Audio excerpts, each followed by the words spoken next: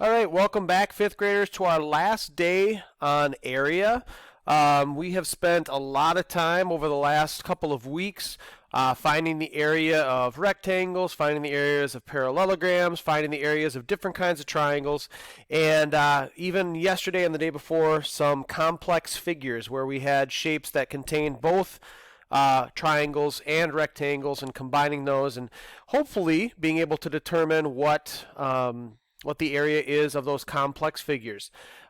Today we're going to show you how, with just a little bit of information about any shape, especially regular shapes, you have the opportunity to find the area of any of those shapes. So as we're looking here at the top of this page, we see a yellow, orangish pentagon, and it is a regular pentagon. These sides, 5 sides, are all equal. If we do that there.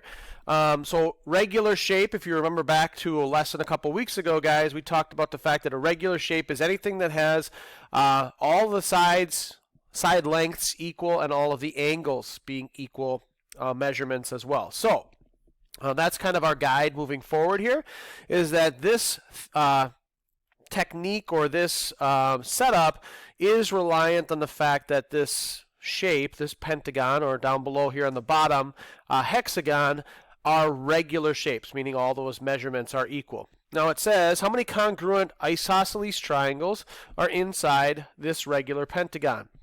And this is any regular pentagon. As long as we find the center point, the midpoint of this shape, guys, and we draw points out to any of the vertices, we are creating equal distance lines, which is what makes that an isosceles. Could be an equilateral triangle depending on the size of the shape, but for sure isosceles triangles, and they're determining these to be isosceles. We should see that we have 1, 2, 3, 4, and 5 equal triangles. They are exact same measurement all the way around because it is a regular pentagon. So, answer to question 1 simply says we have created 5 triangles in a 5-sided figure. Okay, obviously those numbers match up, so that should make sense to us. Now, the book is asking you to measure the base and the height of the isosceles triangle to the nearest centimeter. I'm going to save you guys some time. Obviously, it's very difficult on a video for you to measure this, and it's not going to be to scale based upon what we are giving you. So I'm simply going to tell you right now that we are looking at right now that each of these sides is 4 centimeters long and that the height is 3 centimeters tall. All right, so I'm giving you that information even though in the book they're asking you to measure those things. So we are talking 4 centimeters wide or base and 3 centimeters for the height. All right. So what is the area then of a single triangle? What is the area of one triangle? So I've already drawn that line, so I'm simply going to go here and show you triangle 5, because they're all the same, so it doesn't really matter which triangle I choose.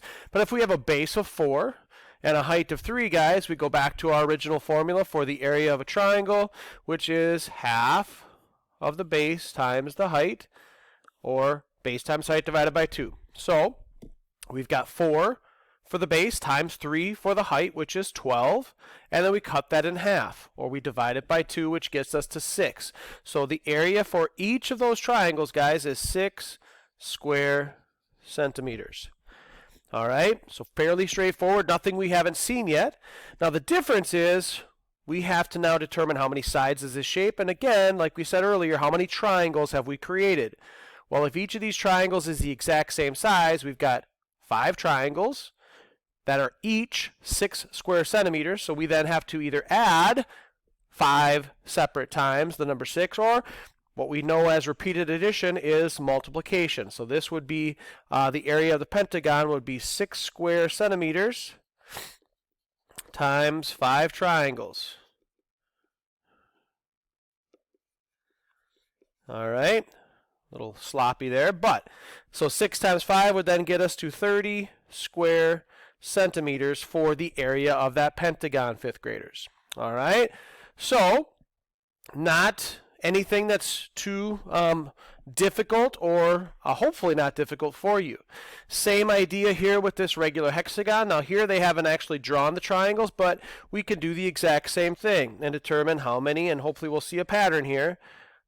How many equal triangles have we created when we find that midpoint and we draw those out? Well, here is triangle 1, 2, 3, 4, 5, and 6, and we know each of them to be exactly equal, guys, for the simple fact that it is a regular hexagon, meaning each of its line segments on the outside are equal, and the midpoint to each of those vertices is exactly the same. So those are equal triangles. All right? So if we measure it and we end up with the same measurements of a base of 4 centimeters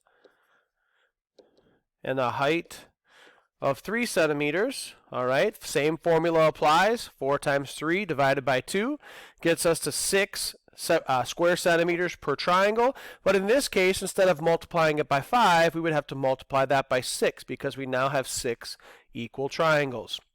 So this would be 6 square centimeters times 6 triangles. Just draw the triangle shape.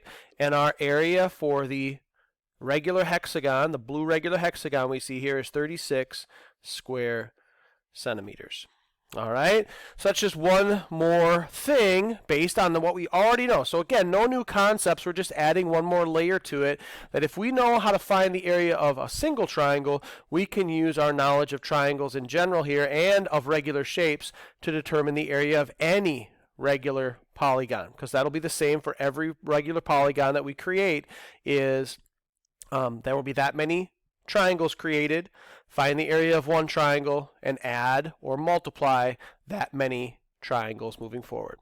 All right, please complete the exit ticket at the end of this video, guys, and good luck with this. Hopefully I'm seeing some good scores. If you have any questions, please make sure you are asking me about them.